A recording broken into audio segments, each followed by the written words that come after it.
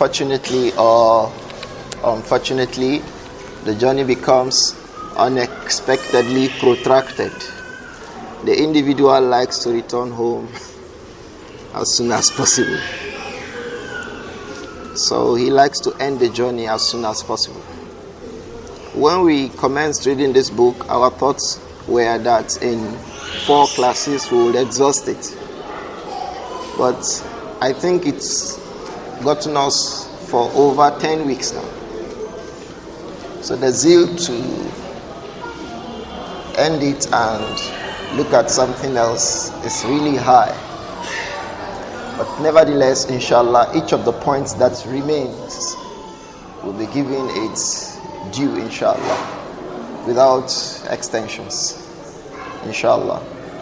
And today we'll be looking at the last 4 points, the last 5 points from this book by Shaykh Yūsuf Al-Wābil, Ashraط.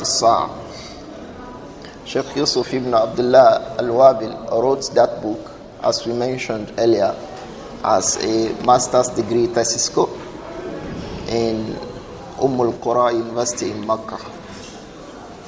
So we chose to depend on the book for the reasons we mentioned at the beginning. So we followed his arrangement this far.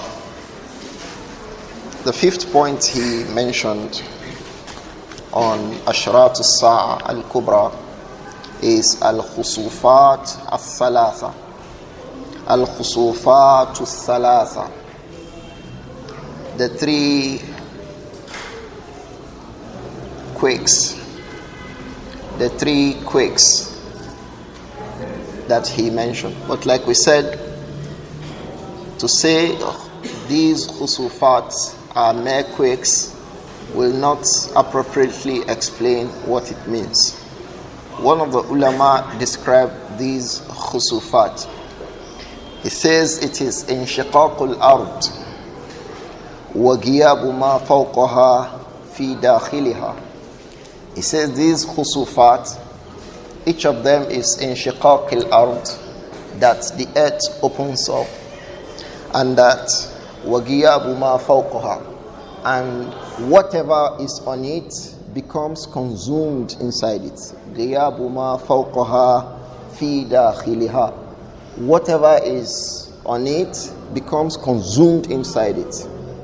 I think a similar example was a recent quake that was reported in Denmark.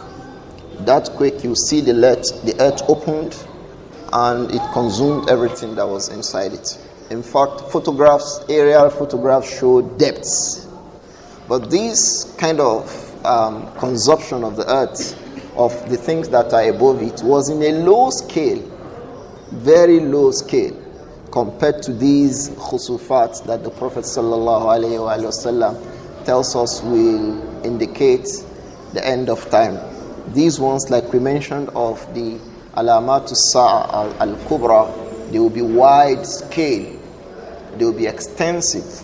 The one we saw that I mentioned was just about a street or so, just like a 4-way junction. So they witnessed that the earth opened up and swallowed what was in it. But in this case, it will be widespread. Its extension will be very, very wide. With respect to these ones that the Prophet said, alayhi salatu wassalam. Shaykh Yūsuf Al-Wābil said, وَهِيَ خَصْفٌ بِالْمَشْرِقِ. There will be one earth swallow, bil-Maghrib, bil-Mashriq. One of them would be at al-Mashriq, the east. One of them will be at al-Mashriq, and the other will be at what? Al-Maghrib, the place of set of the sun. What do we call that in the 4 cardinal points? Al-Maghrib, place of set, the west. And he says, وَخَصْفٌ فِي جَزِيرَةِ الْعَرَبِ. And one other earth swallow that we will witness in Jaziratul Arab, in the Arabian Peninsula, Al-Jaziratul Arab. in the Arabian Peninsula. The Prophet Muhammad sallallahu alayhi wa alihi wasallam. Like we mentioned, issues of Ashraط as-Sa'ah are issues of ghaib. We don't know any about them except what Allah and His Messenger tell us about it, because they are from the issues of the unseen. So when we mention a point, we just mention the ahadith that are authentic about it and try to explain as the ulama have mentioned, and then we go to the next point without giving extensions that the texts have not given. The Prophet Muhammad sallallahu alayhi wa alihi wasallam, in a hadith reported by Hudhayfa ibn Asid al-Ghifari in Sahih of Imam Muslim. Hudhayfa, not Hudhayfa ibn al-Yaman. Hudhayfa ibn al-Yaman is not from Banu Ghifar, but this is Hudhayfa ibn Asid al-Ghifari. Is not also Abu Dharr al-Ghifari. Abu Dharr al-Ghifari is Jundub ibn Junada or Jundab ibn Junada. That is Abu Dharr al-Ghifari. It's neither of the two. He is not Hudhayfa ibn al-Yaman, neither is he Abu Dharr al-Ghifari. He is Hudhayfa ibn Asid. Somebody can say, why tell us about this? Ulama say, regarding this kind of mentioning, they say, Dhukira li-tamyiz. Those things were mentioned so that people will differentiate between the peoples that were involved. This hadith is the hadith of Hudhayfa ibn Asid al-Ghifari radiyallahu anhu. We are giving him this importance because the rest of the points we'll be discussing today is contained in this single hadith. So when we go to the points, we'll still come back to this hadith. When we go to the points, we'll still come back to this hadith, inshallah. So the hadith was reported by Hudhayfa ibn Asid al-Ghifari from Banu Ghifar, the same tribe with Abu Dharr al-Ghifari. He said, radiyallahu anhu, اطلع النبي صلى الله عليه وآله وسلم علينا ونحن نتذاكر. The Prophet صلى الله عليه وآله وسلم suddenly came to us ونحن نتذاكر, while we were having a conversation. The companions were having a conversation. In other riwayat of this hadith, it said that he was in a room nearby the place where they were having the conversations. So perhaps he was even hearing what they were saying. Alayhi salatu wassalam. He says, فَقَالَ مَا تَذْكُرُونَ. So the Prophet asked them, alayhi salatu wassalam, مَا تَذْكُرُونَ. In other riwayat, it says, مَا تَذَاكَرُونَ. مَا تَذْكُرُونَ. What are you talking about? مَا تَذَاكَرُونَ. What is your converse about? What are you conversing? مَا تَذْكُرُونَ. What are you mentioning? مَا تَذَاكَرُونَ. What are you conversing about? They mean the same thing here. Radiyallahu anhu. So the companions of Hudhayfa said, قَالُوا نَذْكُرُ السَّاعَةِ. So we are talking about the last hour. The point in this, in the companions discussing the last hour, is that it is very important to them. When something is important to an individual's mind, he talks about it regularly. When he sleeps, he dreams of it. We mentioned the hadith of Aisha radiallahu anha when she remembered Dajjal and she was crying. And the hadith of Salama radiallahu anha, she remembered Dajjal, she could not sleep. And the rest of the companions. So they remember these issues because for them, it is a reality that will occur. So even in their discussions, as we will discuss politics today in our own times, that is what we have times for now. As we will discuss football and footballers, those people will be discussing as-sa'ah. Not just about that, each of them will discuss what are the preparations. In case it happens now, what will I do? What will I put forward before Allah subhanahu wa ta'ala? So they were mentioning as-sa'ah. فَقَالَ رَسُولُ اللَّهِ صَلَّى اللَّهُ عَلَيْهِ وَسَلَّمَ. So the Prophet sallallahu alayhi wa alihi wasallam told them and said, إِنَّهَا لَن تَقُومَ حَتَّى تَرَوْنَ قَبْلَهَا 10 آيَاتٍ. إِنَّهَا لَن تَقُومَ. Certainly the hour will not be established. حَتَّى تَرَوْنَ عَشَرَ آيَاتٍ. Until you see 10 signs. The Prophet sallallahu alayhi wa sallam said, let me tell you, the last hour will not be established until you see 10 things. فَذَكَرَ الدُّخَانِ. So the Prophet sallallahu alayhi wa sallam talked about the smoke. We shall come back to it. Dukhan. Wad-Dajjal. We had discussed Dajjal. Wad-Dabba. And the animal that shall come out of the earth. We shall come back to it inshallah. وَطُلُوعَ الشَّمْسِ مِنْ مَغْرِبِهَا. And the sun rising from its place of set. When the sun will rise from its place of set, it's one of the signs of the last hour. وَنُزُولُ عِيسَى ibn Maryam. We had discussed Nuzul Isa. It says, وَيَاجُوجَ وَمَأْجُوجَ. The Prophet sallallahu alayhi wa sallam also mentioned Yajuj and Majuj. وَثَلَاثَةَ خُسُوفٍ.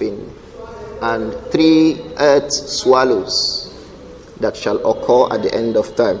خَصْفٌ بِالْمَشْرِقِ وَخَصْفٌ بِالْمَغْرِبِ وَخَصْفٌ بِجَزِيرَةِ الْعَرَبِ. This is our point. In the east there will be a khasf, an earth swallow. In the west there will be an earth swallow. And in the Arabian Peninsula there will also be an earth swallow. The earth will swallow those things that are above it at the time. Whatever was above it will be swallowed by the earth. The Prophet mentioned them, alayhi salatu wasalam. And then he says, وَآخِرُ ذَلِكَ نَارٌ تَخْرُجُ مِنَ الْيَمَنِ. And the last of all of that is narun, a fire, تَخْرُجُ مِنَ الْيَمَنِ, that will emerge from Yemen. تَطْرُدُ النَّاسَ إِلَى مَحْشَرِهِمْ. It will gather the people, it will send the people away, it will pursue the people. إِلَى مَحْشَرِهِمْ, to their place of gathering.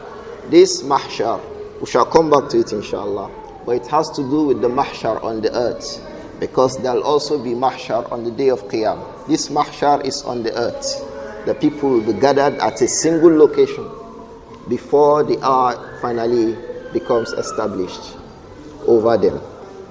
So the point of reference here for this first point on al-khusufatu as-salasa is what? The last, or one of the last points that he mentioned, that the Prophet sallallahu alayhi wa sallam talked about salasata khusuf, and he mentioned alayhi salatu wasalam khasfun bil mashriq wa khasfun bil maghribi wa khasfun bil jazirati al-arab or bi jazirati al-arab. These places will witness earth swallows. Al-Imam al-Hafiz ibn Hajar, he said yes, before their own times there have been earthquakes and earth swallows, but these ones that will come at the end of time will be widespread, their extent will be large, and they will affect quite a large number of people. May Allah protect us. So if you ask, was the last tsunami part of it? I'll tell you that I don't know, because we didn't know of it except what the Prophet told us, alayhi salatu. He only said one in the east, one in the west, one in the Arabian Peninsula. Where exactly? He did not mention, alayhi salatu. That is one. Secondly is that from the texts and the discussions about these khusufat, it appears that they will occur after the emergence of Dajjal, and after the descent of Isa alayhi salam, and after the coming of Yajuj and Majuj. So it does not appear, and Allah knows best, it does not appear to be those ones that we have seen in terms of, the last one in Nepal was of very high magnitude, but most of it were earthquakes. And what we expect these things to be, as one of the ulama explained, is more of what we can call earth swallows, rather than being what earthquakes. Allahu alam. Salama radiyallahu anha, she also reported a hadith from the Prophet Muhammad sallallahu alaihi wasallam. regarding these three earth swallows. And that hadith was collected by Al-Imam At-Tabrani in his Mu'jam. She said that the Prophet sallallahu alayhi wa sallam said, سَيَكُونُ بَعْدِي خَصْفٌ بِالْمَشْرِقِ, the same thing, وَخَصْفٌ بِالْمَغْرِبِ وَخَصْفٌ فِي جَزِيرَةِ الْعَرَبِ. So she asked the Prophet Muhammad sallallahu alayhi wa sallam, why is it like that? Why will Allah command the earth to swallow the people? And the Prophet said alayhi salatu wassalam, إِذَا أَكْثَرَ أَهْلُهَا الْخَبَثِ إِذَا أَكْثَرَ أَهْلُهَا الْخَبَثِ. When the people of the earth became more in their evil, they spread the evil. إِذَا أَكْثَرَ أَهْلُهَا الْخَبَثِ. When the people of the earth became worse, spread evil more on the earth, Allah will command the earth to swallow them. There are ahadith from the Prophet Muhammad sallallahu alaihi wasallam that indicates that one of the things that will make Allah order the earth to swallow people is when musicians become spread, female musicians, qinat. These ahadith are authentic too, and they've been reported by Imam At-Tabrani. When especially we have them amongst Muslim women singing girls amongst Muslims, it will be amongst the reasons why Allah will cause the earth to swallow the people. May Allah protect us. So the fifth point the Shaykh mentioned is al-khusufatu as-salasatu wa hiya khasfun bil mashriqi wa khasfun bil maghrib wa khasfun fi jaziratil arab. The sixth point he mentioned is ad-dukhan, the smoke. This smoke is a smoke that Allah will cause to occur towards the end of time. And if we notice in the hadith of Hudhayfa ibn Asid al-Ghifari radiyallahu anhu, the Prophet sallallahu alayhi wa sallam actually started with what? Ad-dukhan, the smoke.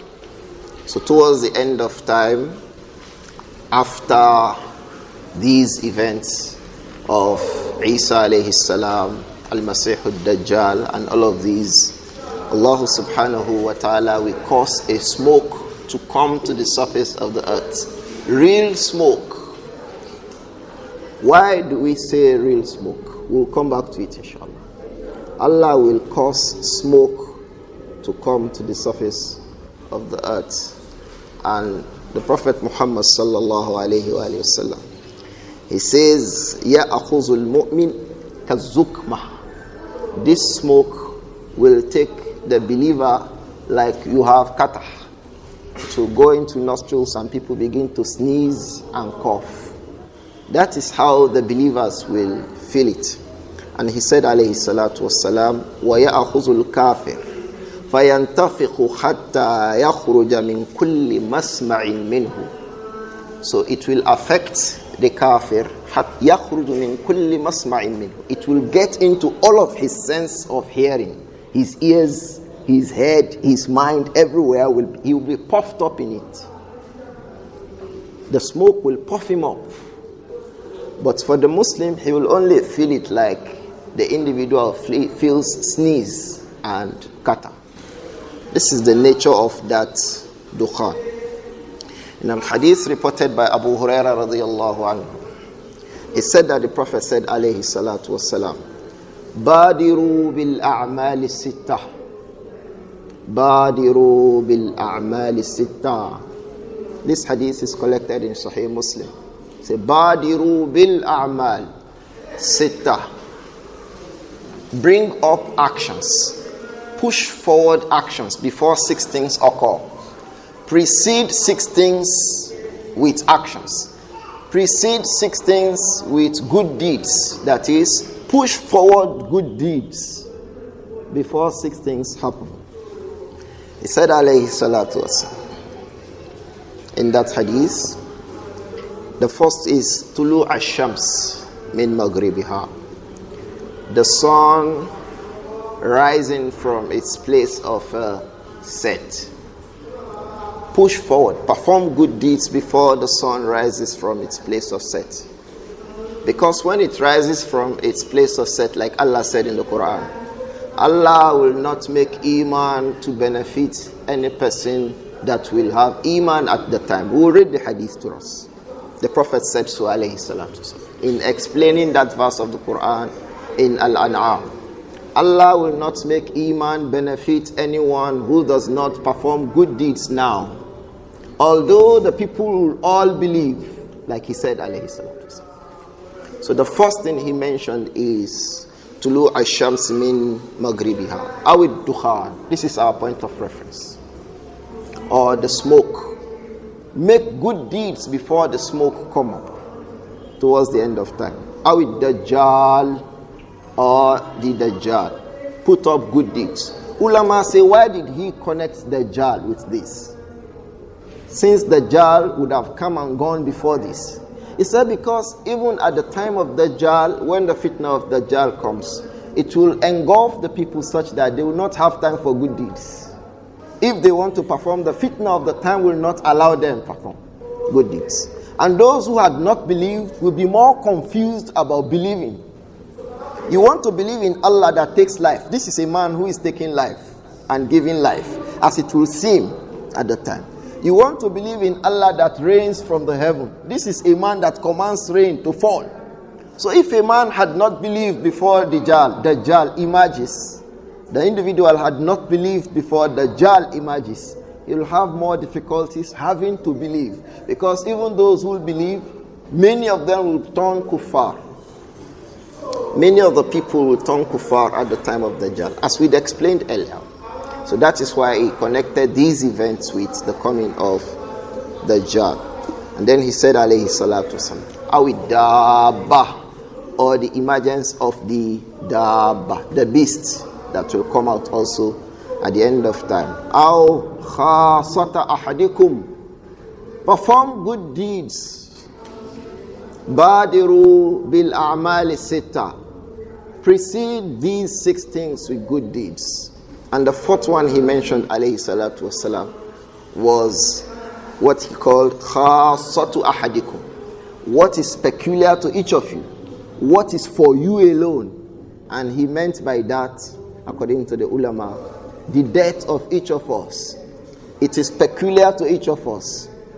Each of us, like Al-Imam Al-Muzani said, rahimahullah, وَالْخَلْقُ مَيِّتُونَ بِآجَالِهِمْ عند نفاد أرزاقهم وانقطاع آجالهم. Each of us, الخلق ميتون, each of us must die. عند نفاد أرزاقهم, when the provisions Allah has written for each of us becomes exhausted, we will die. وانقطاع آجالهم, and then the time becomes expired, we have to go. So this is what the Prophet sallallahu alaihi wasallam in this hadith referred to as khasatu ahadikum, aw amr al-ammah, or what will engulf the entirety of people. That is the time that Allah will kill everybody. Of course, if individuals do not die as individuals, then everybody will die at the same time after the gathering of the fire of the people to the place where Allah will take the life of everyone. So he said we should precede these 6 things with good deeds. The first one is Tulu ash-shams min maghribiha, the sun's rising from its place of set. The second one is what? Ad-dukhan. This is our point of reference for mentioning this hadith. And like we mentioned in the first hadith of Hudhayfa, that hadith also includes what? Ad-dukhan, that the smoke will come at the end of time. But there are some amongst the ulama, amongst them a companion, Abdullah ibn Mas'ud, who holds that this smoke, because one of the verses the ulama employed to establish that the smoke will come is the verse in Surah Ad-Dukhan itself, wherein Allah says, فَارْتَقِبْ يَوْمَ تَأْتِ السَّمَاءِ بِدُخَانٍ مُبِينٍ. فَارْتَقِبْ, let them wait, and let us all watch with them. يَوْمَ تَأْتِ السَّمَاءُ, the day that the heavens will release, will come with بِدُخَانٍ, mubin, with a smoke that will be clear. It will be clearly smoke. And he says, yaghsha nas. This smoke will engulf the people. So some of the ulama, like AbdiLlāhi ibn Mas'ud radiyallahu anhu, amongst the companions, interpret this smoke to mean what happened to Quraysh.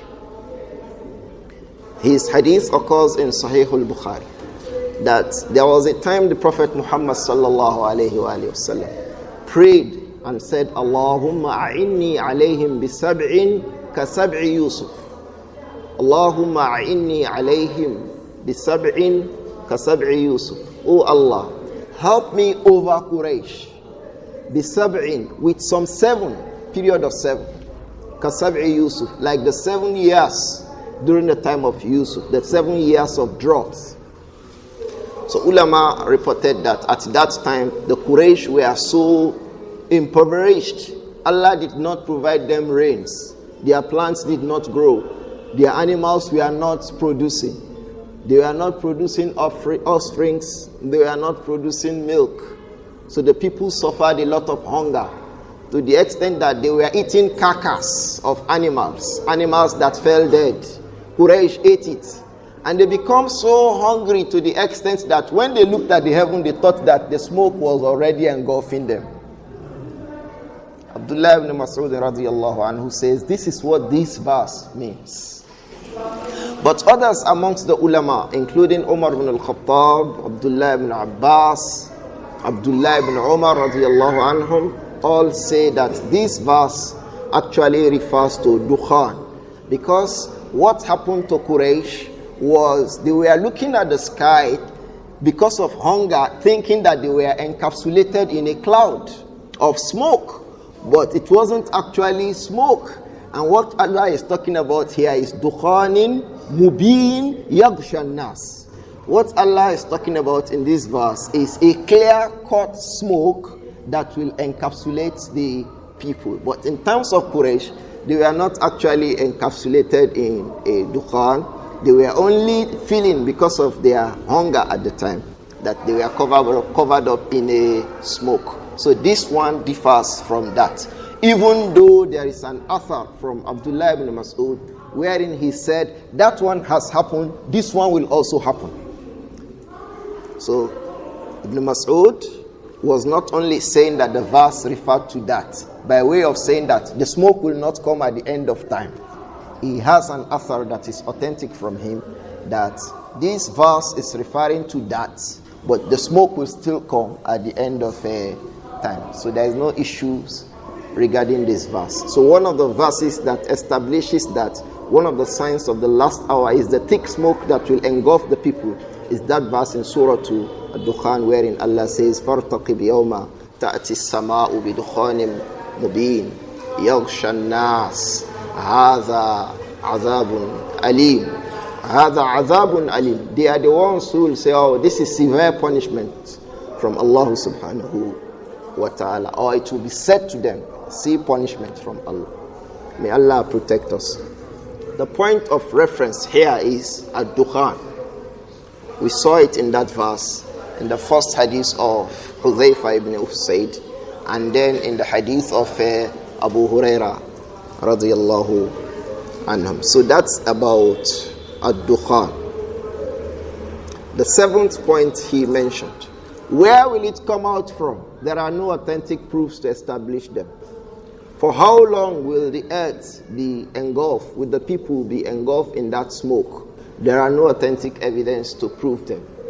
Whatever anyone will say about them will require an authentic hadith. So this is what the proofs have said, and this is what we are saying, inshallah.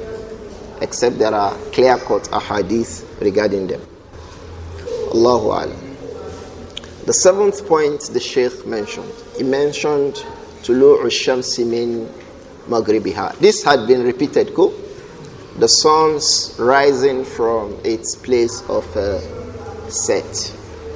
The sun will rise from the east and set in the west. It will rise from the east from Mashriq, and then it will set at the Maghrib.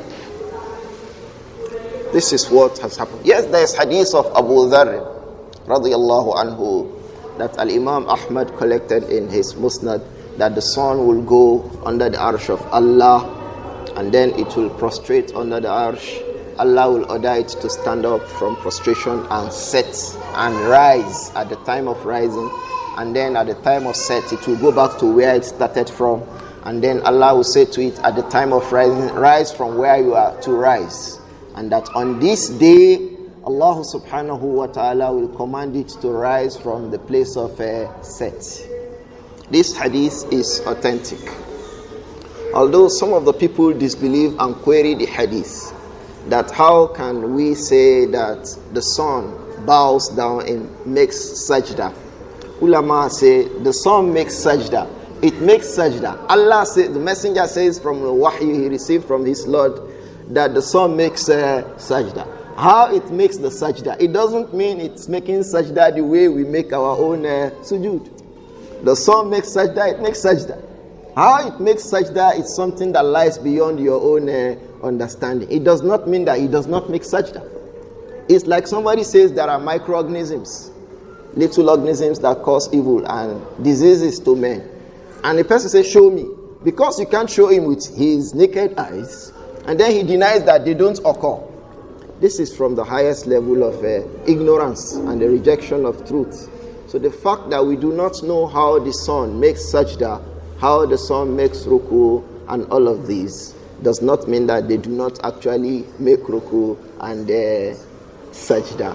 Because those, our own is for us as human beings. Theirs is for them too, as creatures that Allah has created. He knows how, where and when and in what form they make these worship for him, subhanahu wa ta'ala. So when his messenger, whom he sent to us, informed us that they made sajda, then it behoves us, for our iman in the messenger alayhi salatu wasalam, it behoves us to believe that these creatures of Allah also make the sajda. We mentioned Tulu' al-Shams in the hadith of Hudhayfa. We also mentioned Tulu' al-Shams, yani min maghribiha, also from the hadith of Abu Hurairah radiyallahu anhu. So this hadith we'll read is the third evidence about the fact that at the end of time there will be Tulu' al-Shams min maghribiha. This hadith was also collected by Abdurrahman ibn Sakhr, Abu Hurairah radiyallahu anhu. Each time I find a hadith he reports, I'm so glad at it. Because it is a show as if Allah crowned the man's effort, radiyallahu anhu. He only stayed 3 years with the Prophet Muhammad. But he vowed from the very beginning, he affirmed that these 3 years I will not leave the Prophet Muhammad. Everything he says, I will hear it. Not only that, I will write it down and I will memorize it. He was doing 3 things. He mentioned that he divided his night into 3, and that hadith is authentic. In a part of the night, he will find sleep. In the other parts of the night, he would memorize what he had written down from the Prophet Muhammad sallallahu alaihi wasallam. Memorizing them and studying them. These were the things he spent his time for. To the extent that he did not have any time to find food to eat. So he sufficed with whatever the Prophet provided him, alayhi salatu wasalam. Whatever. So that he could gather knowledge. So he gathered knowledge so much that even the companions who had been with the Prophet sallallahu alaihi wasallam from the very beginning, like Abdullah ibn Umar and some others, they did not gather as much reports as Abu Hurairah did. We mention this and go to this statement. One day, Abu Hurairah radiyallahu anhu, himself, Zayd ibn Haritha, were in the masjid, and one other companion. Aside that, one day he came to the Prophet Muhammad and complained to him. He says, I memorize and forget. I memorize and forget. And it was said that the messenger told him to open his mouth, which he did, and he spat into it. So you will not forget after today. In some reports, it was said that the hands were hit on the chest of Abu Hurairah. So he made serious efforts to be able to preserve the sunnah, and Allah made it possible for him. So it wasn't that he was just making dua, he was making dua and he was making sincere efforts, and Allah made it possible. He is the one who combined more than any other person the sunnah of the Prophet Muhammad sallallahu alaihi wasallam. He gathered what others had with his own. Radiyallahu anhu. He said, لا تقوم الساعة حتى تطلع الشمس من مغربها. لا تقوم الساعة حتى تطلع الشمس من مغربها. The hour will not be established حتى until تطلع الشمس, the sun rises من مغربها, from its place of set. لا تقوم الساعة حتى تطلع الشمس من مغربها فإذا طلعت فرآها الناس. When it rises from its place of set and the people see it, آمنوا كلهم أجمعون. Everyone who saw it will have iman in Allah. Allahu Akbar. This is Allah's sign. They will have iman. The mu'minun and both the kafirun. The mu'minun will have increment in their iman, and the kafirun at the time will want to be mu'minun. So the Prophet said, alayhi salatu wasalam, فَذَاكَ. Because don't say, why did you, he says, آمَنُوا كُلُّهُمْ أَجْمَعُونَ. Why did you say they will want to be mu'minun? When it says, آمَنُوا كُلُّهُمْ أَجْمَعُونَ, they will want to be mu'minun because la yanfa'uhum imanuhum. On this day, that iman will not be of any benefit to them. So it's as if they had not even believed from the very beginning. The Prophet said, alayhi salatu, says, فَذَاكَ حِينَ لَا يَنْفَعُ نَفْسًا إِيمَانُهَا لَمْ تَكُنْ آمَنَتْ مِنْ قَبْلِ. That is the time that Allah was talking about in the Quran when he said that حِينَ يَنْفَعُ نَفْسًا, at a time, حِينَ لَا يَنْفَعُ نَفْسًا إِيمَانُهَا, that a time will come when the iman, belief that an individual makes attempts to have, لَا يَنْفَعُ, it will not have impact.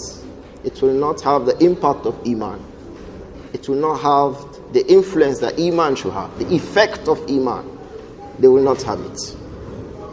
They will not have what iman brings about. They will not have it. They will not have it. Not just that. أَوْ كَسَبَتْ فِي إِيمَانِهَا خَيْرًا. The one who has iman, لَمْ يَكْسِبْ فِي إِيمَانِهِ أَوْ مِنْ إِيمَانِهِ خَيْرًا. The one who had iman but had not performed good deeds would want to perform more good deeds at the time because his iman will want to increase, but la yanfa'u, it will not benefit him. That was why in the first hadith of Abu Hurairah, the Prophet sallallahu alaihi wasallam, he says, Badiru al-a'mal sitta. Bring forward good deeds before 6 things happen. No.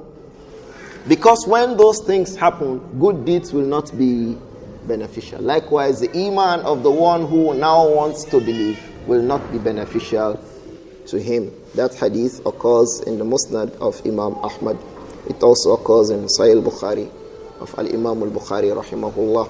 So that is about Tulu'u Shamsi min Maghribiha.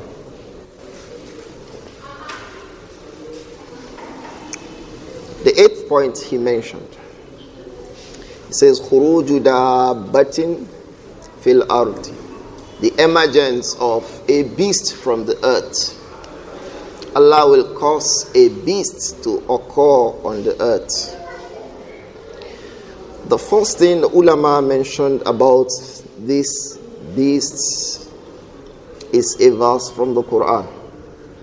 I think in An-Nahl, wherein Allah says, وَإِذَا وَقَعَ الْقَوْلُ, when the word occurs, when the promise comes to occurrence, waqa al-qawl. What is the promise? The promise that this world shall end.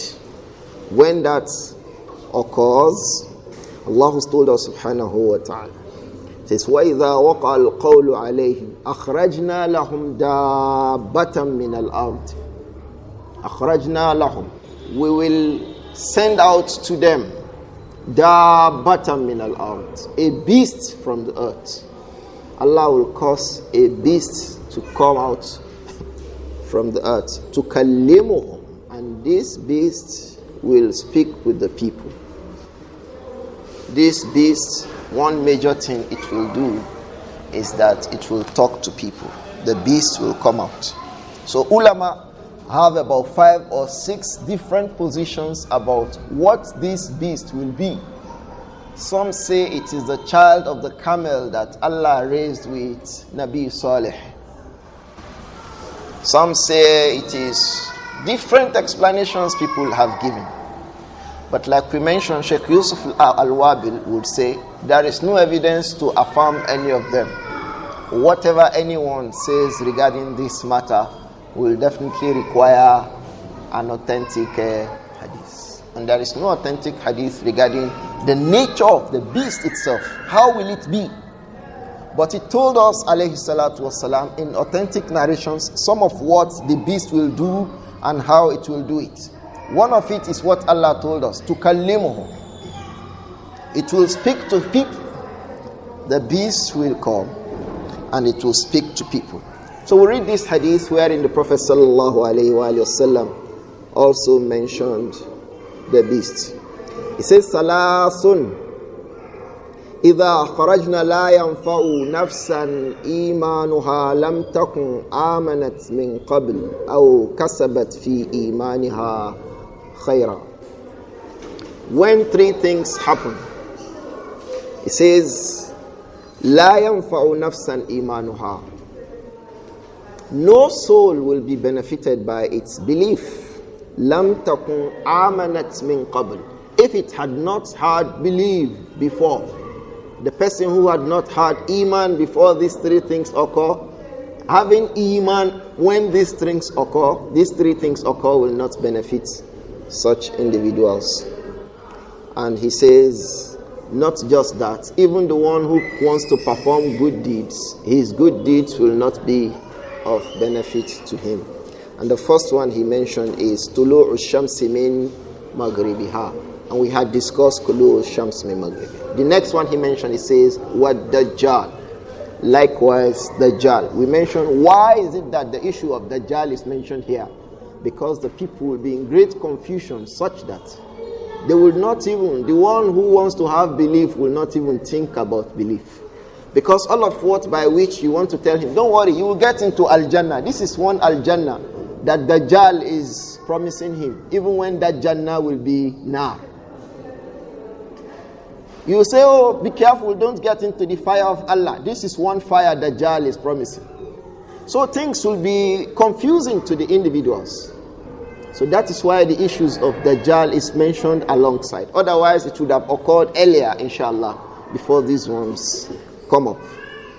And then he says, Wada Batul Ard. The third thing. The first thing he mentioned, Tulu'u Shamsi min Maghribi. The second thing it mentioned, Ad-Dajjal. The third thing is mentioned, Khuruju Dabba. The emergence of the beast from the earth. And this will occur subhan, in the morning. Or duha, ma'azir. It will occur duhan, at the time of duha. Yes, in the morning. Because the time of duha commences from immediately after sunrise. The time that we mentioned as the time of al-ishraq. As is in the hadith of Abdullah ibn Abbas. The first period of Salatul Duha, people ask this question a lot. What is the difference between Salatul Duha and Salatul Al-Ishraq? There is no difference between the two. Other than that, Al-Ishraq is Awwalu Waqti Duha. The first periods of Salatul Duha is the one that is referred to as what? Al-Ishraq. Otherwise, there is no difference. So it means Duha commences from the beginning of Ishraq up until the time that we have yani Kubaylu Zawal, before we have the sun exiting its zenith. So this beast will come out at that time. Where will it come out from? Many of the ulama say it will come out from Mecca or from somewhere in the Arabian Peninsula. But there is no hadith that is mentioned regarding that. They say, oh, it will come out from Mecca. It will come out from Mecca. The ahadith that were mentioned were declared to be very weak. So, but I'm saying it as they say it. They say it will come out from Mecca. But where is the proof for that? There is no authentic hadith known to me and to those that I have seen their work that specifies where this Dabba will come out from. Ma'aha asa Musa. This beast will come along with the staff of Nabi Musa alayhi salam. This beast will come along with the staff of Nabi Musa alayhi salam. Wa khatamu Sulaiman, and the ring of Sulaiman. So it will have the staff of Musa alayhi salam. These ones occur in authentic hadith. It will have the staff of Musa with it, and it will have the ring of Sulaiman that carries his stamp will be with him. And he says alayhi salatu wassalam, تَخْتُمُ أُنْفَ الْكَافِرِ بِالْخَاتَمِ. تَخْتُمُ. It will stamp signs on the noses of the kuffar. When it sees a kafir, to give it a sign in its nose, at the tip of the nose, with the khatam of Sulaiman alayhi salam. وَتَجْلُو وَجْهَ الْمُؤْمِنِ بِالْعَصَى جَلَى. And then with the staff, it will separate the frontal hairs in front of the mu'min. The believers will have their hairs in their front, tajlu. It will separate it. And their faces, as a result of that touch, will become bright because they are people of Iman. But for the kuffar, it will stamp their faces from the ring of Nabi Sulaiman alayhi salatu wassalam. The Prophet said alayhi salatu wassalam, hatta inna ahl al-khawan, to the extent the people will be so distinguished, it will distinguish the people of Iman and the people of Kufr with these signs, to the extent that inna ahl al-khawan, some people who are sitting together to eat on a table, la yajtami'una ala khawanihim, they will sit down around their table, taking dinner or taking lunch or taking a meal. They will sit down taking a meal. فَيَقُولُ هَذَا. This one will say, Ya mu'min, oh mu'min. The other one will, وَيَقُولُ هَذَا ya kafir. The other one will say, oh you kafir. Why? Because the kuffar will be known by the stamp from the ring of Sulaiman in the hand of this beast. And the mu'minun will be known from the touch and the brightness of their face that this Dabba will bring upon their faces. This hadith occurs in Musnad Imam Ahmad, and Shaykh Ahmad Shakir declared it sahih. So the hadith is reliable, inshallah. So this is regarding Dabba. Where will it come out from? How will it look? For how long will it stay? Allahu A'lam. And then the ulama say these two signs will follow themselves. Tulu'u ash-shamsi min maghribiha and khuruju dabbatil ard. These two things will follow themselves. If one occur today, the other one will occur the following morning. So if the beast occurs this morning, comes out this morning, let's be expecting that tomorrow the sun is going to rise from its place of set. And if it comes the other way, that the sun rises from the place of set, let's be expecting the next morning that the beast will emerge. And all of these things will occur quickly before the end of time. May Allah protect us. The last point, inshallah, ظهور النار التي تحشر الناس. ظهور النار التي تحشر الناس. The emergence of the fire that will gather the people.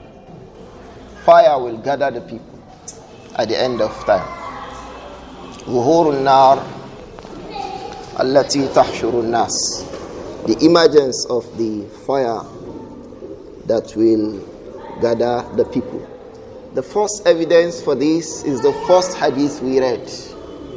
The hadith of Hudhayfah ibn Asid al-Ghifari. In that hadith, the Prophet said, alayhi salatu wassalam, وَآخِرُ ذَلِكَ نَارٌ. And the end of all of that is a fire. تَخْرُجُ مِنَ الْيَمَنِ. He said, alayhi salatu wasalam, that fire will emerge from where? From Yemen. There are other ahadith that specifies where in Yemen the fire will come out from. They say it is from Aden, very close to the Arabian Sea. If you go and look at the map, it's the last land before the ocean. It is from there that this fire will emerge. So the Prophet said, alayhi salatu wasalam, that وَآخِرُ ذَلِكَ نَارٌ تَخْرُجُ مِنَ الْيَمَنِ. The last of all of these is a fire that will emerge from Yemen. تَطْرُدُ النَّاسِ إِلَى مَحْشَرِهِمْ. And the fire will pursue the people. Tard. It will send the people إِلَى مَحْشَرِهِمْ, to their place of gathering. AbdiLlāhi ibn Umar radiyallahu anhu, he said they were asking the Prophet Muhammad sallallahu alaihi wasallam, where is that place? Where is that place? And he says, Ha huna tahshurun, ha huna tahshurun, ha huna tahshurun. Fa'ashara ila qibal ash-Sham. The companions were asking the Prophet, where is that place? And the Prophet was pointing his hand. There, you shall be gathered there. You shall be gathered there. Hunak, there.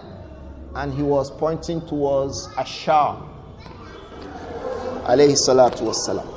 We also have the hadith of Abdullah ibn Salam in Sahih al-Bukhari, when he came to the Prophet Muhammad sallallahu alayhi wasallam and asked him, he wants to know whether he was a prophet of Allah. Abdullah ibn Salam is amongst the scholars amongst the Jews. He was amongst those who, like Allah mentioned towards the end of Al-Isra, when they heard the Quran, خَرُّ سُجَّدًا وَسَبَّحُوا لَا خَرُّ سُجَّدًا. What did he say? خَرُّ سُجَّدًا وَبُكِيًّا. What did he say? وَيَخِرُّونَ لِلْأَذْقَانِ يَبُكُونَ وَيَزِيدُهُمْ خُشُوعًا. These people are those that, one of them are those who, when they hear the Quran, يَبُكُون, they would cry. وَيَزِيدُهُمْ خُشُوعًا. And the Quran will increase them in Iman. Before that, إِنَّ الَّذِينَ أُوتُوا الْكِتَابَ إِذَا يُتْلَى عَلَيْهِمْ. What did he say? From the beginning of the verse.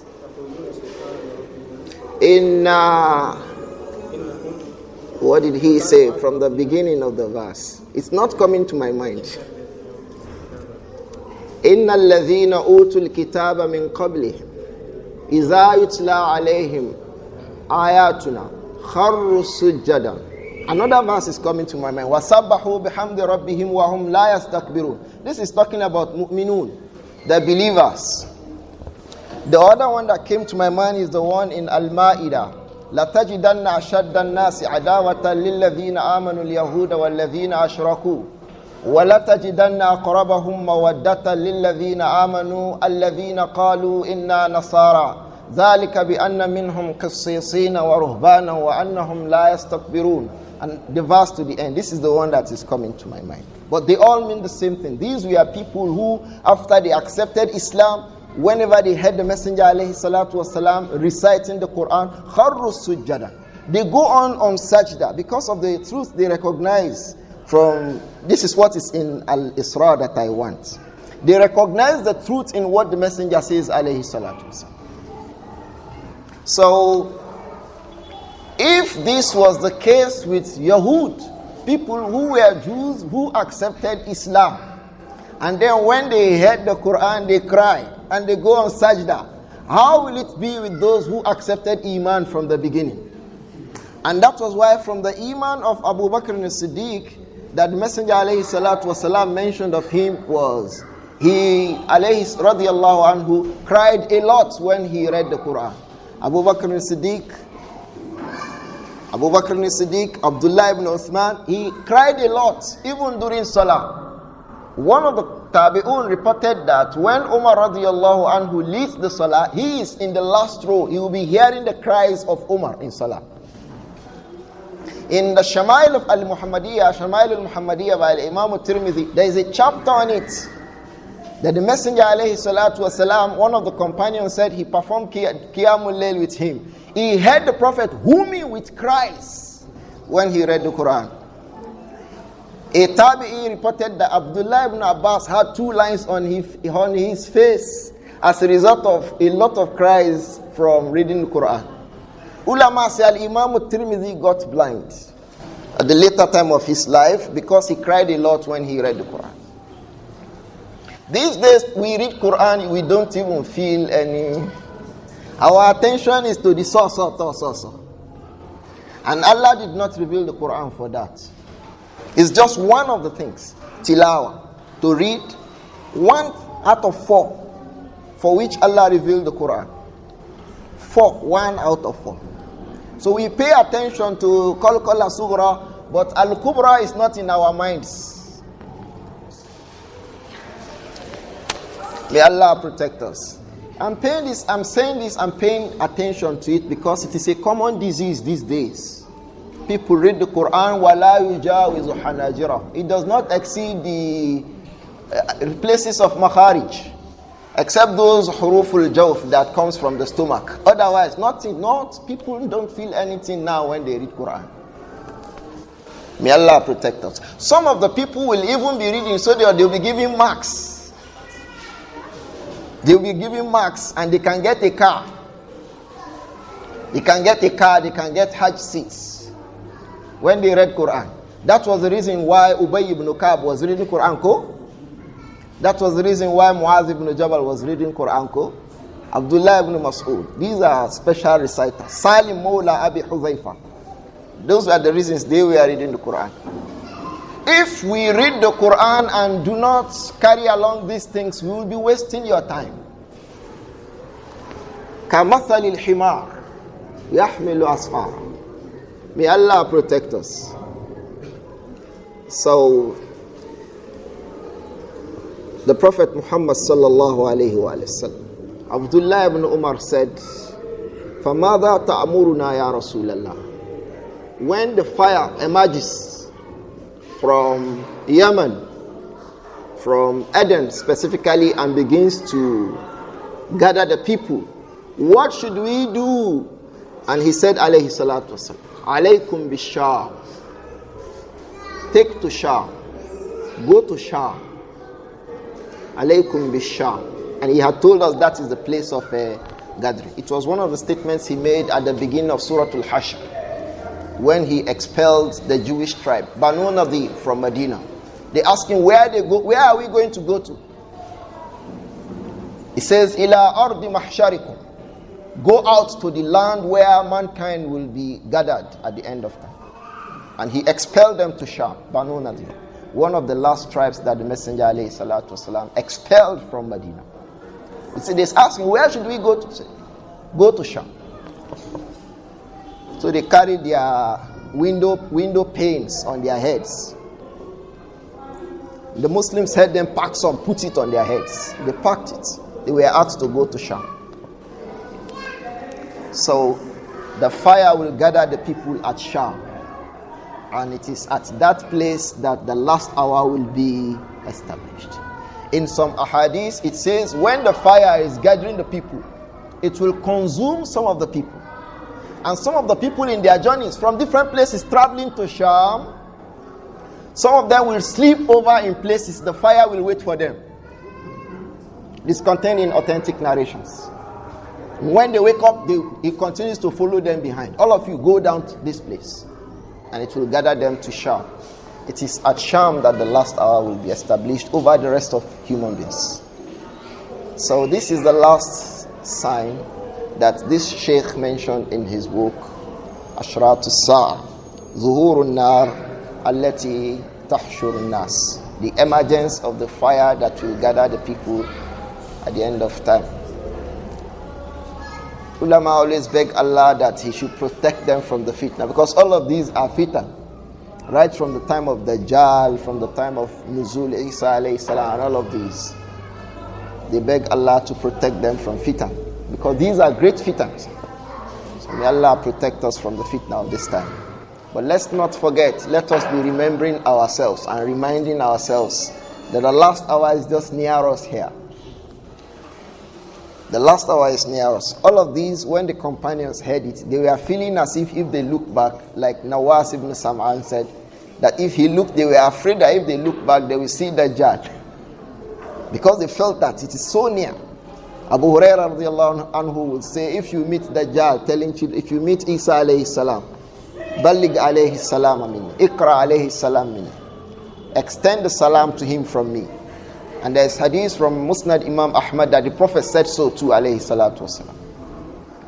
So if they do this at the time because they felt the reality and the nearness of the hour, then we have a greater reason to feel the nearness of this hour. May Allah protect us and grant us success on the day of Qiyamah. Make us leave this dunya as people of Iman. When we get into our graves, may Allah make us from the people of Iman too. The Prophet sallallahu alayhi wa sallam, we mentioned it once before, and we mentioned the hadith. We read the hadith a lot. Perhaps people would not find out what started the statement. This dua from Abdullah ibn Umar, mentioned by Al-Imam ibn Sunni and also Al-Imam al-Nasa'i in Amalul Yawmi wal Layla, that the Prophet will say alayhi salatu wasalam, Allahumma aqsim lana min khashiyatika ma, this dua. The messenger said it after making a mau'izah to the companions. He summoned them, he gave them a sermon, and after it he made the dua. So that's why ulama say when you make a sermon sometimes, at the end of it you make dua for the people. That is the basis of making dua after we finish that discourse. Some of the people may be saying, why dua after a discussion? That is the evidence for a dua after a discussion by the Prophet Muhammad sallallahu alayhi wa sallam. I think it serves us to stop here. We are at the dot of time, inshallah. May Allah accept it as act of worship and make it sincerely done for His sake alone. If a person is saying, Allah make it act of worship, may Allah make it act of worship. If the individual is not sincere, not just before it, during it, and after it, Allah will not have anything to do with it. Because listening to sermons is also from the aspects of worship. Giving sermons is also from the aspects of worship. So on both sides, we must make sure that we think of it and renew our intentions that it must be for the sake of Allah alone. Otherwise, He will not accept it, subhanahu. You will just be wasting your time saying, Allah accept it. He will not accept it. May Allah protect us from insincerity and grant us acceptance in all that He does. May He purify our souls and make us people who will put forward worship for His sake alone. I think if we have few questions we can ask, if we find answers to them, inshallah. Alaykum as-salam. Alaykum as-salam.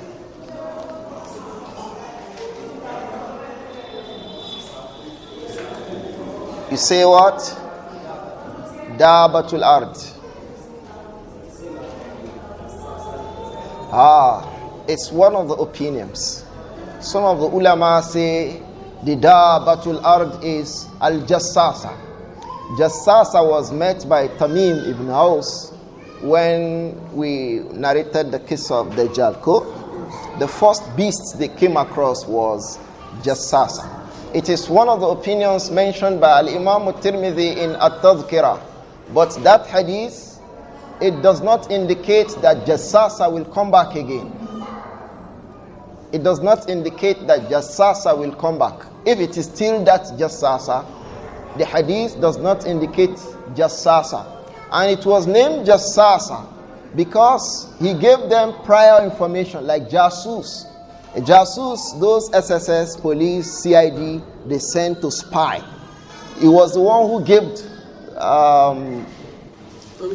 Tamim and his companions information stealthily about who? Dajjal. That was why they called him Jassasa. He called himself to Jassasa. Ulama explained that that is why he was called Jassasa. But to say he is the Dabba that will come out from under the earth, because that is what that verse indicates, and the ahadith that speak about it, that he will come min al-ard, from the earth. It implies, Allahu Alam, that he will come from inside the earth. It was also mentioned by Shaykh Yūsuf Al-Wābil in his book Ashraط, but it remains to have a proof that the Dabbatul Ard is the same as Jassasa. Allahu Alam. Alaykum as-salam. Amin wa antum.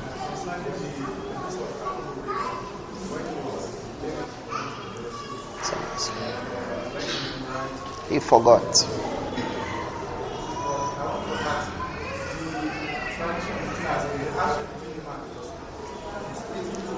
Mouth. No, it is not. Things like that are referred to as at-tabarruk, seeking barakah. The Muslims only sought barakah from the Prophet Muhammad.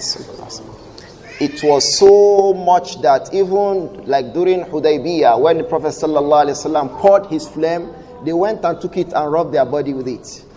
When the Prophet made wudu alayhi salatu wasalam, they will take his water and rub their body. The Prophet Muhammad. Like Salama radiallahu anha, she preserved the bowl with which the Prophet used to drink water. And in Ash-Shamail, some of the Tabi'un reported that Anas ibn Malik also brought out a bowl and told the people that I served your messenger water for 10 years with this bowl. So for her, Salama radiallahu anha made a silver coating for that bowl. And whenever a person fell ill amongst them, her own was the hair of the Prophet Muhammad. The hairs. We know during Hajjatul Wida, the Prophet ﷺ called the companion radiyallahu anhu. When the person shaving the barber, the Prophet told him ﷺ to shave the right side of the hair, and he shaved the right side of the hair. He gave it to the companion whose name I won't remember. He said, take it. And he kept it. And when he shaved the left side, he gave it to him again. Share it amongst the people. This hadith occurs in the Sharh of Riyadh al-Salihin by Shaykh Muhammad ibn Salih al-Uthaymin. I think he brought this hadith while explaining another hadith. If you have the Taba of Dari ibn Jawzi, it occurs in the 4th volume. So in that hadith, he gave it to this companion. He gave half, you take. He gave another half to another companion. To him, go and distribute it amongst the people. So the companions had the hairs of the Prophet Muhammad. Apart from the story of the bowl. The story of the bowl ends with Al-Imam al-Bukhari. He saw it and he recorded that he saw the bowl with which the Prophet drank alayhi salatu wasalam. So the people made tabarruk with it. They seek barakah from it. So this hair that Salama kept radiyallahu anha, when a person fell ill, they will dip the hair into the water. And they will give the person the water to drink. Bi-idhnillah, the person will get cure for his illness or her illness. So the companions did things like this. But they never did it with any other than the Prophet Muhammad. So if we want to do it with other people now, we must be able to provide proof for that. The companions only did that with the Prophet Muhammad. Alone. Not with any other. So that allowance does not cover us today. Sheikh Abdul Muhsin Abbad, he has a book on this issue, on At-Tabarruk with the Athar of Nabi sallallahu alayhi wa sallam. If you go back to it, you find these Athar, and you find greater explanations than I have given. Another scholar, Al-Kurdi, also wrote about it, but his own position was, because of his inclinations towards Sufiya, that it is allowed for the rest of us. But the ulama kept on asking, if we say it is allowed for the rest of us too, Can you provide evidence? Did they do that with Abu Bakr as-Siddiq? Did they do that with Umar radiallahu anhu? Did they do that with any other person apart from the Prophet Muhammad sallallahu alaihi wasallam? They did not. The companions did not do that with anybody, even though they were all agreed that the best person amongst them was Abu Bakr as-Siddiq. Yet none of them did that with Abu Bakr as-Siddiq radiyallahu anhu. If you say invite people to make dua, please make dua for me. You go to a Muslim to say, make dua for me. This is from the aspects of at-tawassul. This is something different altogether from the issues of at-tabarruk. Allahu Alam. So these two books you find good in it, but that book of Al-Kurdi, Al-Iraqi is a bad book. It contains so many things that are funny. Allahu Alam. Ameen. Naam, Atswalu.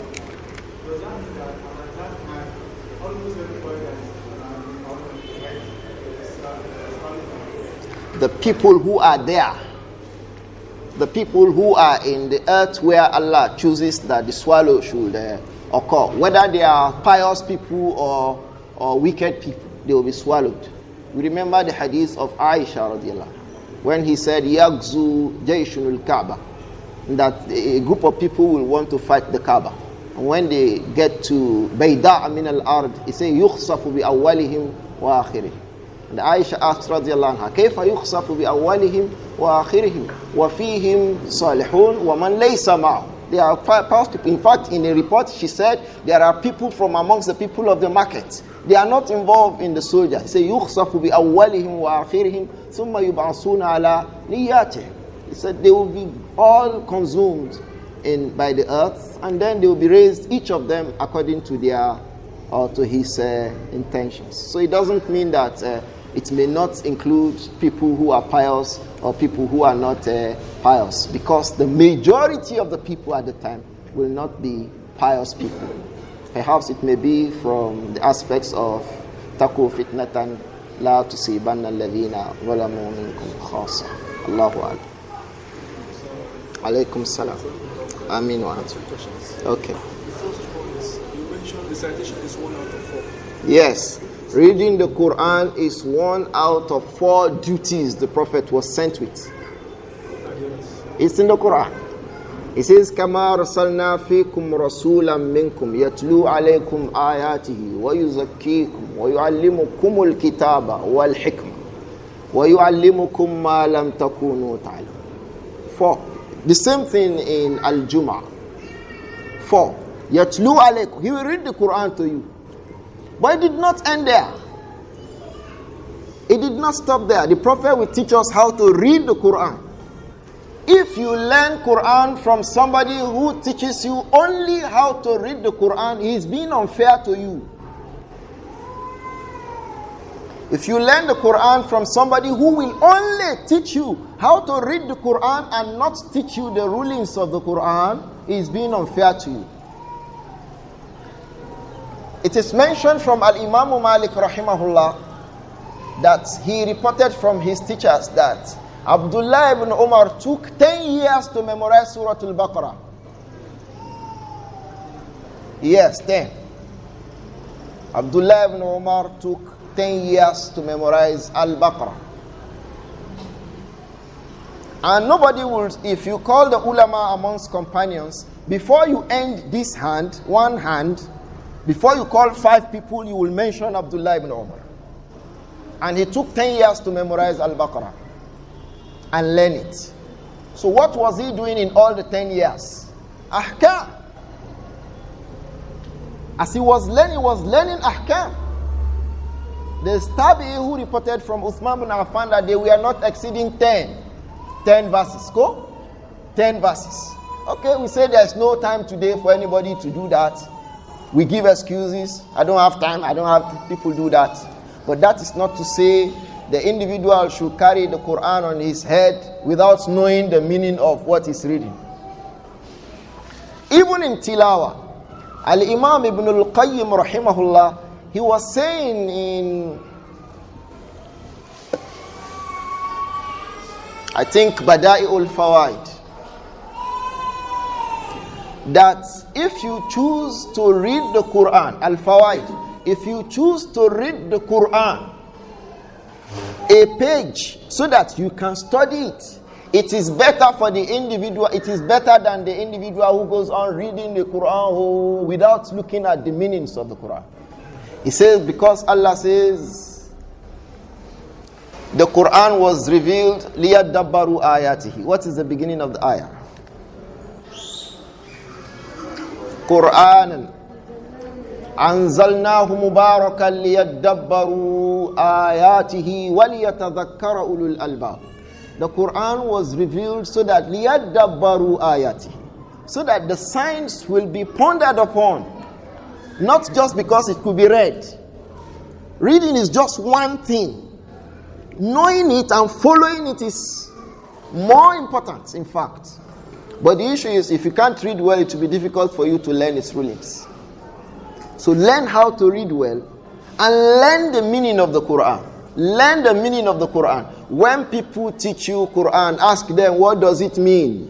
So you will not be being kalhimar yahmilu asfara. I will be very surprised. I have seen issues. I know somebody who was said to, a young lady, who was said to have memorized the Quran, and then she knows another riwayah of Quran. So I asked her, do you know Ayatul Isti'idhan? She said, I don't know. I said, okay, I'll tell you now. You see that you know it. She said, okay, tell me, sir. I said, okay. I read the verse to her. يا أيها الذين آمنوا لا تدخلوا بيوتا غير بيوتكم حتى تستأنسوا وتسلموا على أهلها. I said, do you know this verse? She said, yes, very well. I said, do you know the meaning? She said, no, I don't know. At age 14, 15, she'd memorized the Quran in 2 ways of readings. And yet he doesn't know the meaning of Ayatul Isti'idhan. At age 14, 15, a Muslim girl does not know the verse that gives the ruling of asking permission to enter a house. When even children are included in the ahkam of that verse. Children. Such that as they begin to grow and understand, you teach them those ahkam. And here is a person at age 14, 15, memorizing the Quran, making muraja every day. Kalhimar. He doesn't know what Allah is talking about. Just reading the Quran. The one who has not memorized but who understands what the Quran says is better than such persons. And follows it is better than the one who only memorizes but doesn't know anything. So what is the benefit of the memorizing? What did Allah say concerning so and so? Okay, but do you know this verse? Yes. Do you know what it is telling us? Say no. Basic issues the Muslims should pick from the Quran. So when you teach people Quran, it's exception perhaps when you teach children. But even at that, you must familiarize them one way or the other, particularly verses of stories. Children like verses of stories. Tell them the story is there. They will hardly forget it till they die. So, but when you just make tahfiz of an individual, the person doesn't know left or right. Except when the person makes a mistake to say Fatiha, to add a Fatiha, he adds a Kasra. Not just that the person corrects the person, he starts laughing and jesting at the person. If the person had actually known the Quran, will he laugh and jest at the other person? So why the Quran? What is the benefit of the memorizing of the Quran? So if you learn Quran from the individual who only teaches you how to read the Quran, but does not tell you what does the Quran mean, what are the rulings of the Quran? The ulama, the early Muslims used to say, Al-ilmu khashiyatullah. Knowledge, real knowledge is the fear of Allah.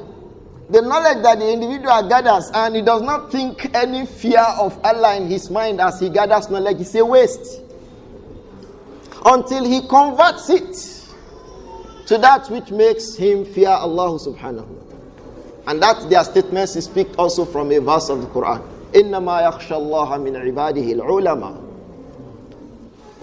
So when he says بَلْ هُوَ آيَاتٌ بَيِّنَاتٌ فِي صُدُورِ الَّذِينَ أُوتُوا الْعِلْمِ. Why is it آيَاتٌ فِي صُدُورِ الَّذِينَ أُوتُوا الْعِلْمِ? Why is the Quran a miracle or a sign in the hearts of those that Allah has given knowledge? Because it will control their actions, their statements, their speeches, everything they do.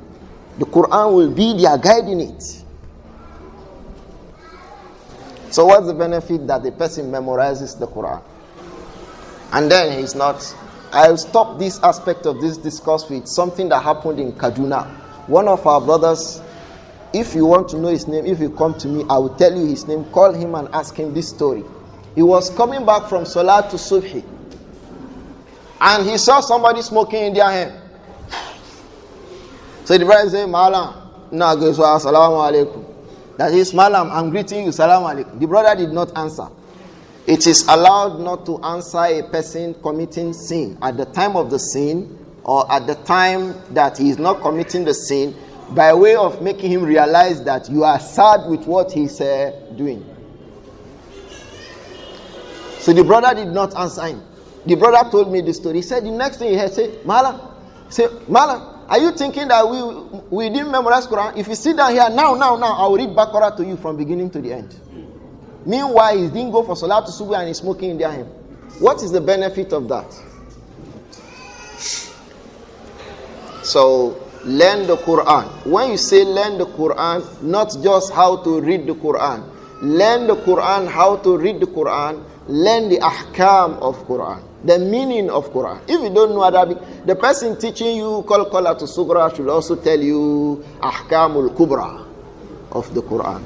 May Allah make the Quran beneficial to us. Many people read the Quran, they don't benefit other than the so they are pronouncing. And it does not end there. Sincerely, they know it does not end there. It does not end there. May Allah protect us. Alaykum as-salam. Amin wa Aywa, AbdiLlāhi ibn Salam asked the Prophet Muhammad sallallahu alayhi wa alihi wa sallam about Ashraط as-Sa'ah. He wanted to use it to confirm the messengership of the Prophet Muhammad sallallahu alayhi wa sallam. And from amongst the things that the Prophet told him were these signs that we mentioned. Alayhi salatu wasalam. Alaykum as-salam. Nah. You say what? Now.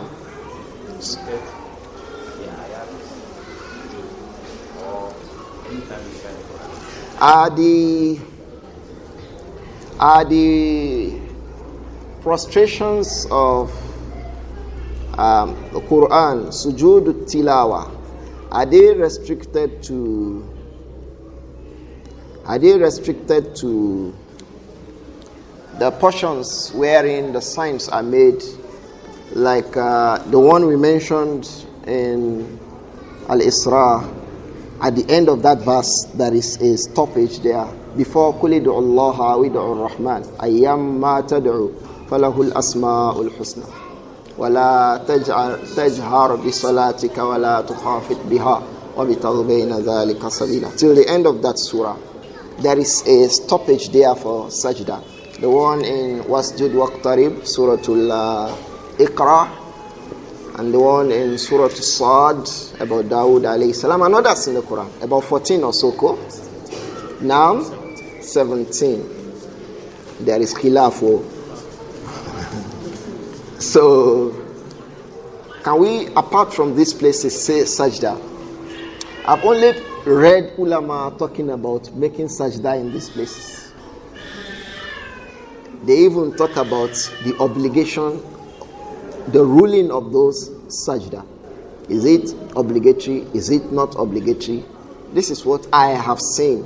But whether in other parts of the Quran sajda could be made, I have not seen them saying that we should make sajda. I have not seen. But it is possible I can find.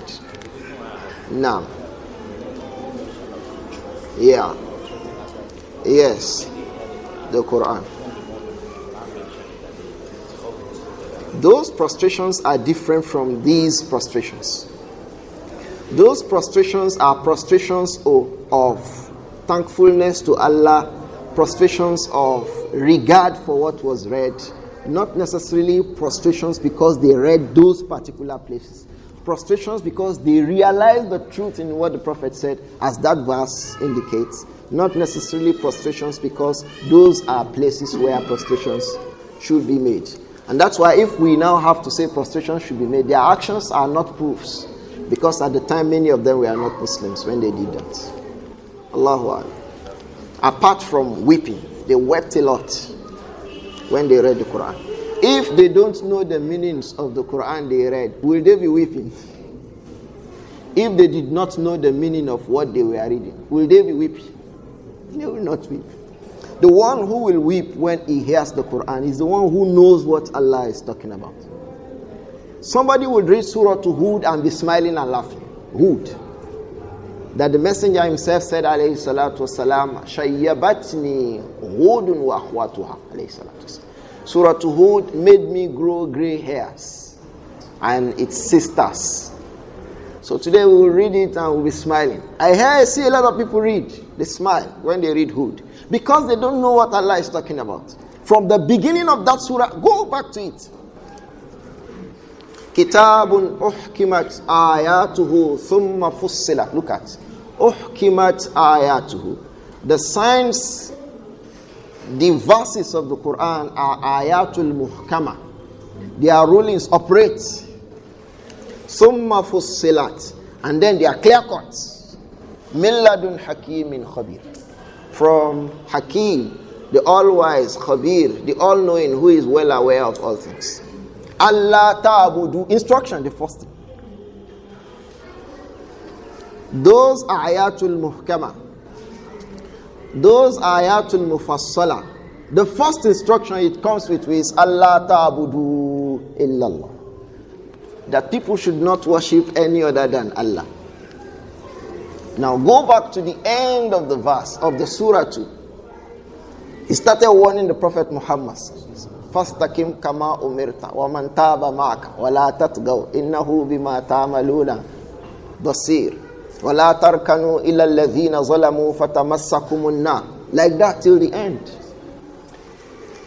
And he says, وَلِلَّهِ غَيْبُ السَّمَاوَاتِ وَالْأَرْضِ وَإِلَيْهِ يُرْجَعُ الْأَمْرُ كُلُّهُ فَاعْبُدْهُ وَتَوَكَّلْ عَلَيْهِ وَمَا رَبُّكَ بِغَافِلٍ عَمَّا تَعْمَلُ. He's still commanding the Messenger alayhi salam. So the issues with us is we should pay attention to the meanings of the Quran. Fortunately today, the Quran is available in languages that we can read. Ayyuhan nas. The Quran is available in languages that we can read. In Yoruba, in English, in Igbo, in Hausa. It's available. So it's not until me, I don't know how to read Tafsir ibn Kathir. There are those that are not Ibn Kathir. That the people have made efforts. Khalas. The doctor informed me, even Ibn Kathir is translated into English. I'm well aware of it. Although that translation of Ibn Kathir is a mukhtasar. It is a summary. But the translation is good enough for a person to know what Allah is talking about. And as his knowledge improves, he will abandon that and go for the complete Arabic text. But he will not say because he can't read Ibn Kathir, so he can't read Ibn any other thing. There is something you can read and know what your Lord is talking about, and then go ahead. Some people say, no, don't read anyone. So you'll be following him at the back forever. You won't know what Allah says. If he makes a mistake, you won't tell him, no, Allah doesn't want this one. Because he blindfolded the people. So don't learn any other thing except from me. Don't read any other thing except from me. So when he's misguiding them and behaving like the local champion, nobody knows anything. They can't say, oh no, you are wrong. Because they didn't know anything. But if they have another source of knowing something, at least they can ask questions. Please, I read that this. Can you please explain? If there are 1, 2, 3 mistakes in it, when he himself interprets the Quran, we will find 1, 2, 3 mistakes in it. If Somebody can come and say, in that translation of Tafsir ibn Kathir, there are 1, 2, 3, 4 mistakes.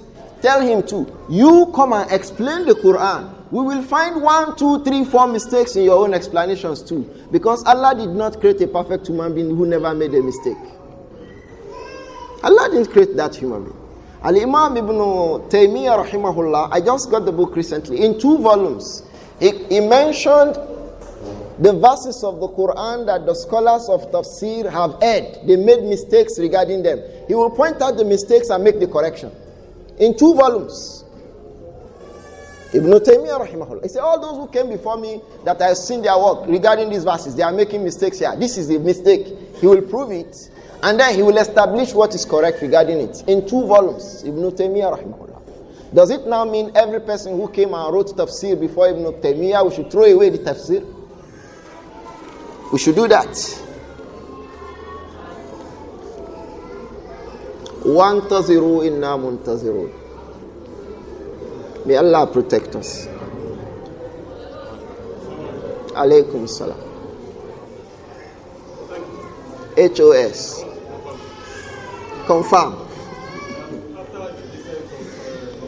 Alayhi salatu. Yes, there will be. Ulama say people will live in peace. They will know peace. After these generations go away, people will return to kufr.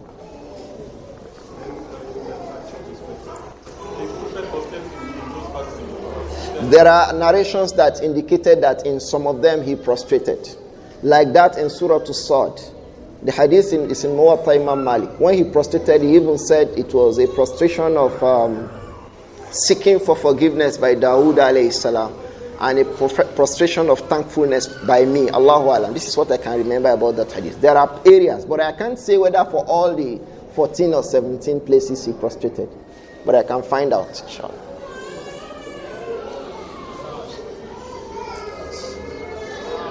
Alaykum salam.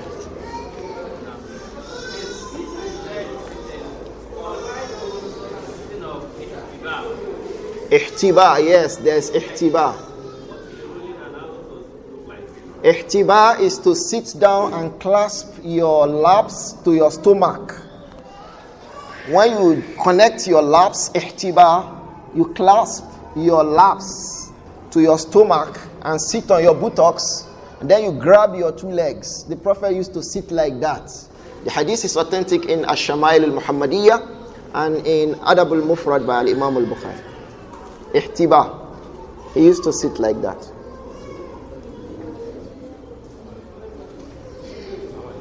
Alaykum salam. But that sitting is not allowed during the khutbah of Salatul Jummah. Ihtiba.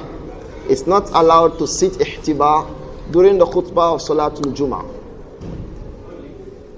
Naam. That is the one that I know now. That we should not sit ihtiba. It has another name I'm trying to remember. Ihtiba. Now,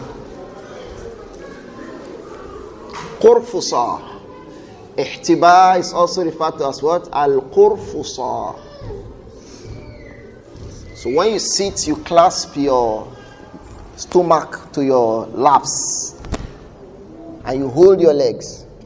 The report in Ash-Shamā'il mentioned that the Prophet ﷺ sat like that one day mutakhashi'an, while feeling the fear of Allah in him.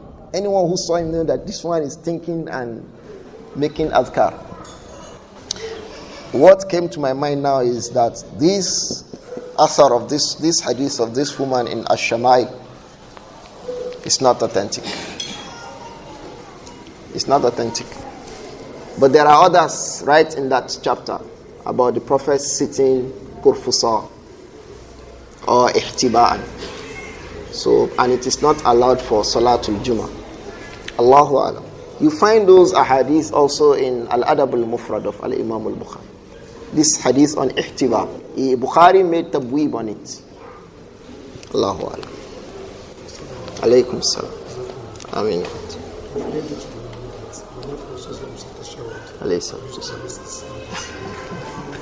He said he has heard it. that the Messenger alayhi salatu wasalam, when he makes tashahud, he points this finger. I have seen this hadith in the last 1 month from now. I'm trying to remember where, but I can't.